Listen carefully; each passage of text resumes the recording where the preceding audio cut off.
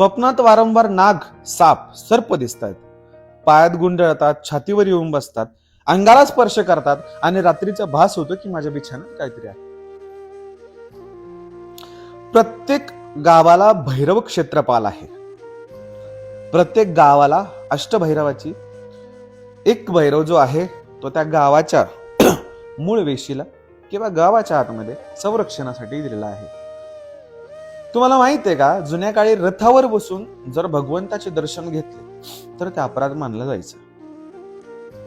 मग अशा वेळेस जर तुम्ही दैनिक जीवनामध्ये गाडीवर बसलात, तोंडात मावा किंवा कुठल्याही प्रकारचा पान असेल किंवा आपण व्यसनात्मक गोष्ट आपल्या तोंडात आहे आणि तिथं जाता जाता जर आपण थुकलो तर त्याचा पातक लागतो.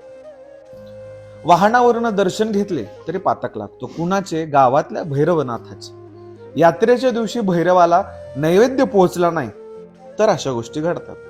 आणि त्याचसोबत कालभैरवाचा काही नवस जर राहिला असेल तेव्हा देखील अशा गोष्टी घडतात.